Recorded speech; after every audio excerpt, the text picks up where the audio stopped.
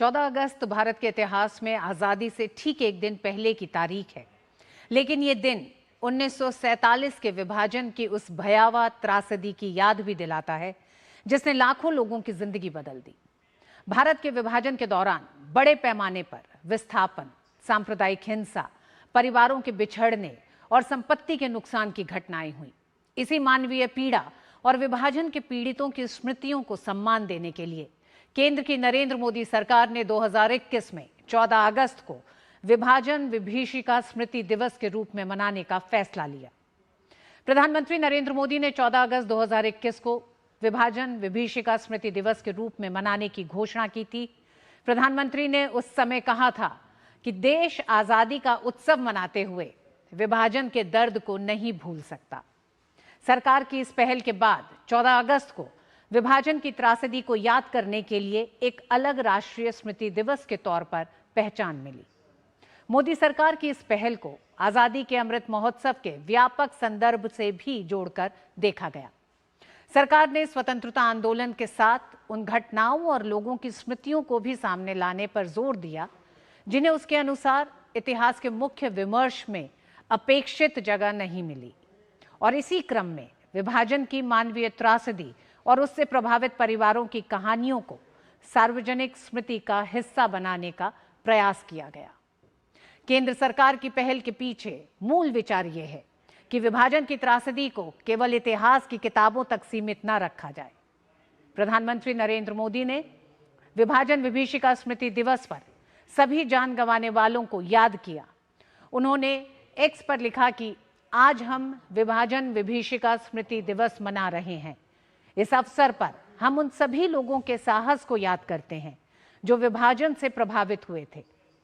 ये इतिहास का वह दौर था जिसने कई जिंदगियों को झकझोर दिया, परिवार उजड़ गए, अपनों को खोना पड़ा और लोगों ने अपार पीड़ा सही।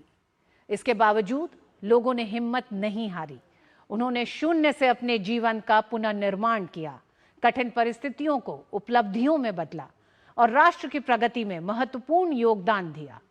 उनका जीवन संघर्ष और उपलब्धियां मानव आत्मा की शक्ति और दृढ़ संकल्प की प्रेरणा देती है।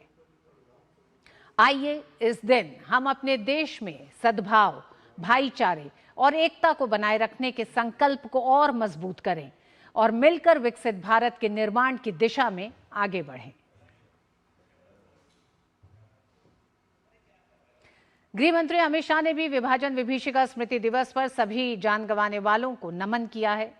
विभाजन विभीषिका स्मृति दिवस के मौके पर गुरुग्राम में आयोजित कार्यक्रम में भाजपा के राष्ट्रीय अध्यक्ष नितिन नबीन ने हिस्सा लिया।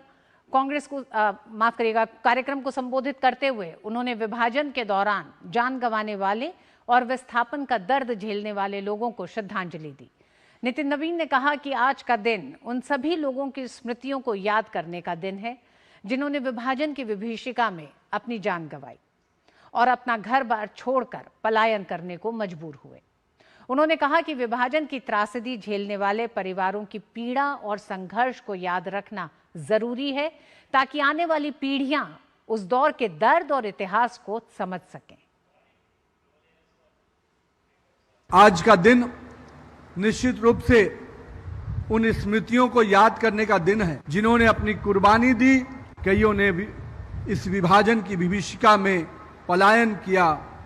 मैं आज उन सभी परिवारों को जिन्होंने अपने परिवारजनों को खोया, जिन्होंने विस्थापन का दर्द झेला, मैं उन सब को आज नमन करता हूं, श्रद्धा सुमन अर्पित करता हूं। जिन परिवारों ने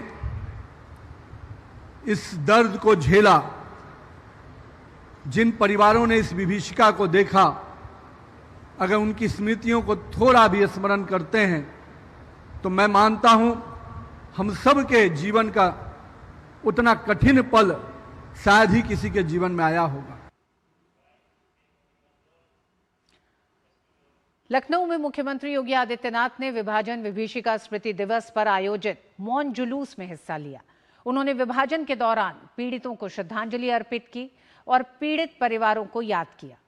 उत्तर प्रदेश के मुख्यमंत्री योगी आदित्यनाथ ने लखनऊ में बंटवारे की विभीषिका स्मृति दिवस पर आयोजित कार्यक्रम में हिस्सा लेते हुए कार्यक्रम को संबोधित करते हुए कहा कि देश के इतिहास और गुलामी के कारणों पर अपनी बात रखी। सीएम योगी ने कहा कि भारत कभी शक्ति, ज्ञान और वैभव के मामले में दुनिया से पीछे नहीं था। उन्होंने कहा कि इसके बावजूद देश को लंबे समय तक गुलामी का सामना करना पड़ा। विभाजन की त्रासदी